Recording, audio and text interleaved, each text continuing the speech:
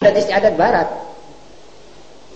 Sekarang ini kalau kita tegur masalah ini, orang bilang wah kolot, wah ini kejam, fuqaha mau memimpin negara, itu buya buka. Saya baca Tempo ini hari, sungguh isinya, ya saya kira mestinya suara itu ya kalau tidak dari Zionis Yahudi Internasional ya PKI. Sebab dia itu sinis sekali melihat Islam, mendengar Islam itu sinis. Dia lupa bahwa Barat yang dia kiblati atau Timurnya dia ambil syariatnya itu syariat komunis Lenin, itu kejamnya tidak bisa disifat itu. Dia bicara tentang bagaimana itu Khomeini ngelabrak orang membunuh. Lah saudara tidak tahu apa yang dilakukan oleh yang dibunuh. Kenapa saudara kesusu? Ini CIA membunuh orang yang tidak salah. Kok saudara tidak bicara? CIA itu tiap menit membunuh orang. Sampai pimpinannya sambat. Kok tidak ada orang bicara? Yahudi melabrak orang Arab sekali malam, satu malam 18.000 dibunuh sama Yahudi di Deir Yassin. Kenapa dia diam? Kok tidak bilang kejam? Waktu Khomeini menjalankan hukum bunuh terhadap yang membunuh, dia ribut, bangun, duduk. Kalau saudara baca Tempo, saudara akan mengatakan wah tidak waras wong ini, hatinya penyakit ini, ada penyakit hatinya. Emma hati orang Nasrani, emma hati orang Majusi, wa emma hati orang yang dicekoi oleh peradaban Barat. Ya sudah terang. Orang kalau sudah biasa duduk dengan peradaban Barat ya merasa jingkat kalau ada orang bicara Islam. Saudara tahu itu Rufaidi ini yang bakal diadili ini pernah traktornya manusia demonstrasi di traktor dengan tank. Itu jenderal-jenderal Sapak gitu membasmi satu malam ribuan orang, ya seperti yang di Deir Yassin ini atas usaha dan perintah kaum Yahudi di Irak. Apa ini minta disuruh naik banding turun banding? Lah kok cik suenya? Ini rakyat menunggu. Saya punya anak 2 mati di situ kata orang. Saya punya istri mati tergilas oleh tank-tank raksasa dijalankan seperti dia traktor sawah tok kayak. Katanya orang kok biadab. Biadab mana? Yang mana yang adab kalau ini saudara bilang biadab? Orang bunuh dibunuh. Lah kok saudara ikut jingkrak-jingkrak. Lah ini di sini nih. Cekok-cekokannya orang-orang Barat, cekok-cekokannya CIA dan Yahudi. Di sini letaknya. Jadi kita ini seakan-akan hidup kita ini yang beradab. Beradab itu kalau ada perampok masukkan penjara menurut hukumnya Barat, lalu biar dia ketemu sama beberapa orang perampok lagi yang lebih lihai, keluar merampok, masuk lagi, merampok lagi, masuk lagi sampai hari kiamat, itu yang betul. Kenapa kita mesti kritik hukum Allah pakai dia bilang tangan yang masih menetes darahnya dibawa kata-kata sastra seperti iya yao gitu kata orang. Ini orang perlunya diajak betul-betul duduk diskusi. Dan mudah-mudahan saya ada waktu menulis di Tempo, saya akan bilang saya fuqaha, mari kita duduk diskusi. Mestinya begitu supaya dia tahu bahwa ini orang kok komplong, nggak tahu apa-apa, tahu cuma taklid buta tok saja. Jadi dalam hal-hal begini kita mesti indahkan hukum Allah. Perempuan pakai kudung ribut dunia, kenapa perempuan disuruh pakai kudung? Ikut demonstrasi Iran, itu yang maaf jalan yang sudah gegernya terbuka, tangannya terbuka, itu kepingin terus begitu. Ini orang perlu dikasih aturan, kamu harus begini. Itu bukan satu peradaban. Tapi kalau sudah orang biasa di Jamban, maaf dia sudah tidak merasa bau basi. Sudah lama misalnya duduk di Jamban 1-2 hari, sudah dia tidak merasa bau basi sudah. Tapi orang yang baru meliwat di situ sudah tidak kuat. Orang yang sudah hidup di jumblengnya Barat dan sudah tidak bisa bau minyak wangi, dia sudah tidak. Dan kemana mungkin keluar darah hidungnya kalau dikasih minyak wangi. Maaf saudara-saudara, ini satu contoh. Kebetulan baru saja hangatnya tadi saya baca. Mudah-mudahan kata-kata saya tadi ini tidak karena marah, karena saya mendengar itu kecewa saya. Itu dibaca oleh warga negara kita segini banyak sebelum ditapis. Apakah hukumnya yang dikritik? Apakah Khomeininya dan orang-orang fuqaha pakai buya ahli fikih? Kalau sudah memimpin negara ya gitu. Jadi kita orang ahli fikih ini tidak bisa memimpin negara. Kalau tidak sekolah di Amerika tidak bisa memimpin negara. Nah, ini kan bebek pada politik Yahudi ini sudah jelas. Siapa menurut gitu itu? Ya, jadi jelas saudara-saudara yang dimaksud ini adalah manusia yang mau dirinya hidup bertengah-tengah wanita saja itu akalnya akan rusak dan hatinya tidak bisa termasuk hikmah dan akan banyak ketinggalan fadhail. Betul ini kata Lataiful Minan. Saya setuju. Bukan berarti seluruh cara duduk dengan wanita tidak boleh. Seorang duduk dengan istri dan anak-anak perempuannya, seorang duduk dengan kakak dan sanak saudaranya yang mahram, ini malah sunnah. Tidak fatatul fadhail, dia akan dapat fadhail.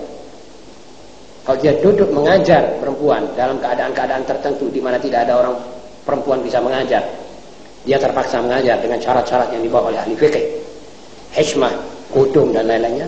Ini tidak apa-apa, tidak termasuk. Ini yang dimaksud duduk-duduk, jalasa. Man aktsara min mujalasatin nisa. Jadi bukan istri, bukan sanak, bukan kadang, duduk-duduk, tanas-tanas, ini lama-lama membawa akibat sebagaimana yang saudara baca di sini. Jelas ya? Juga Yahudi mengatakan ini perkosaan, Nasrani mengatakan ini perkosaan, minta supaya kita hidup seperti mereka. Tiap lelaki tidak boleh kawin lebih dari satu, tapi gundik 200. Ini katanya dia tidak perkosaan. Kaum hipis juga sekarang dia mau candu. Misalnya dia mau hipis, dia mau madat, dia mau heroin. Anak-anak muda mau suntik candu. Kalau dilarang, jangan. Apa ini perkosaan ini? Jangan memperkosa saya, biar saya isep candu. Bagaimana jawab kita? Yang di sini kita malah nolak. Kenapa kita nolak di sini? Kenapa kita tidak bebaskan sekali? Kenapa kita tidak anggap anak muda yang mau zina, kita bilang iya sudah betul, tidak boleh kita perkosa saudara, silahkan saja. Kalau begitu sudah tidak ada beradab, tidak ada adab. Jadi orang yang kita kira beradab sebenarnya belum punya sedikit pun adab, yaitu Barat. Barat ini tidak ada adab, belum beradab. Peradabannya hanya pada alat-alat yang modern. Dia bikin kulkas, dia bikin tape recorder. Ya ini yang dimana orang kalau tidak punya ini ya tidak apa-apa, yang masih urip. Betul saudara? Kalau saudara tidak ada tape recorder, bisa hidup apa tidak hidup? Kalau saudara tidak punya kulkas, apa saudara mati? Tidak ada kapal terbang, apa saudara mati? Tidak. Tidak ada Mercy, apa saudara mati? Tidak. Semua peradaban Barat itu model ini. Jadi tidak ada harganya sebetulnya. Harganya sedikit, yaitu membantu mempercepat perjalanan orang, mempercepat. Tapi jalan orang jalan. Sejak 800 tahun dulu belum ada mobil, orang jalan. Ya dengan kereta kuda, ya dengan apa? Ya tutup. Imam Malik itu belajar ke Madinah, Imam Syafi'i pergi ke Mesir, dari Mesir ke Madinah, jalan. Unta, ya tutup, ya belajar. Tetapi peradaban seperti ini bahayanya di bidang akhlak, di bidang agama, di bidang moral. Ini tekor jadinya. Apa artinya Mercy kalau dipakai untuk menculik orang? Lebih cepat. Apa artinya pistol Colt itu kalau dipakai untuk nembak orang di tengah jalan? Di Amerika waktu membuat Mauser itu senapang yang pakai keker, itu diempakno pertama-tama di kepalanya Presiden Kennedy. Sana ngarang keker dikenakan dasnya Presiden sendiri.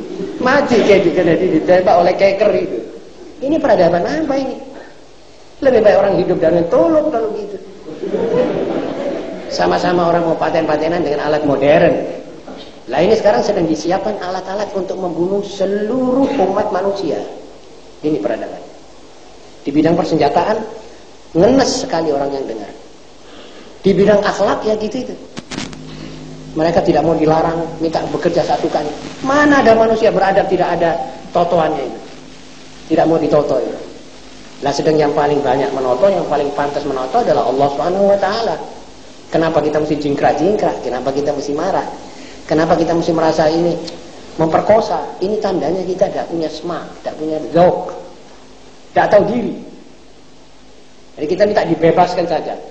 Lama-lama nanti istrinya orang jalan, kita tarik daripada tangan suaminya, dibawa oleh orang lain, bilang sudah bebaskan. Kenapa? Ini orang mau, kenapa kamu perkosa keinginannya untuk tidak boleh begitu? Wah berat, lama-lama ajangnya orang diseret daripada tangannya. Nanti dulu, saya mau makan dulu. Lantas kalau kita bilang jangan perkosa, saya punya keinginan. Ini nanti akhirnya hukum rimbaisme. Dan rimbaisme ini sekarang sudah berjalan di negeri-negeri komunis. Di negeri-negeri biadab seperti di Eropa dan Amerika. Yang kita ikuti dengan patuh. Tidak ada hukum kecuali dari mereka. Tidak ada orang pintar dari mereka. Tidak ada orang bisa bernegara kecuali mereka. Artinya ini cara tersirat. Kalau kamu mau memimpin negara harus di bawah telapak kakinya orang-orang kulit putih dan bermata biru ini. Baru kami akui kamu bisa. Belajar dari kami. Untuk kami cekoi kamu dengan edul, elah, demedelen. Segala cara boleh asal kamu berkuasa. Ini nanti hasil pelajarannya. Kalau Nabi Muhammad SAW, kita punya sambutannya seperti tadi di Tempo ini. Nah, ini perlu ada kebebasan orang menyiarkan agama di Indonesia dan di mana-mana ini. Nanti ulama bisa memberi penjelasan betul. Apa sebenarnya latar belakang dari pemotongan tangan pencuri? Apa latar belakang daripada pembunuhan si pembunuh? Sebab kata firman Allah, walakum fil qisasi hayah. Sungguh kalau saudara baca Tempo, saudara kaget. Mana yang dikritik ini? Katanya seluruh syariat Islam di bidang pidananya apa perdatanya. Tidak disebut. Menyebabkan orang kabur. Dan ini memang kaki tangan CIA dan subversi Barat. Mudah-mudahan kita dapat manfaat daripada banyak membaca dan mengerti Islam sedalam-dalamnya. Karena itu saya ulangi lagi pesanan saya kepada diri saya dan saudara-saudara. Jangan ada orang yang tidak tahu agamanya ya. Tolong mulai malam ini saudara harus betul-betul menjadi ulama. Semua ini harus menjadi mengerti betul agama. Terserah pada apa gelar yang saudara dapat. Ulama, apa ustadz, apa-apa. Tapi saudara harus menjadi orang mengerti. Jangan sampai dibujuk ya orang. Jangan sampai liwat ini kata-kata begini. Nanti saudara terima itu dengan apa? Dengan perasaan lega. Bahwa dunia tidak boleh dihukum oleh Allah. Harus dihukum oleh Barat. Oleh manusia. Dan manusia itu harus Barat. Sebab yang kuat Barat. Kalau sudah Allah kita singkirkan, tinggal manusia yang hukum. Yang hukum siapa sekarang? Apa saudara bisa jadi memimpin dunia? Tidak bisa saudara. Mesti yang kuat. Ini hukum manusia tidak pakai Tuhan adalah yang kuat, yang berkuasa. Lantas kita semuanya kembali ke Barat. Sudah jelas saudara-saudara? Ada pertanyaan lagi? Ya Rabbana tarafna bi annana tarafna asrafna ala ladha asrafna tum alaina tauba faghfir li kulli arba wasturna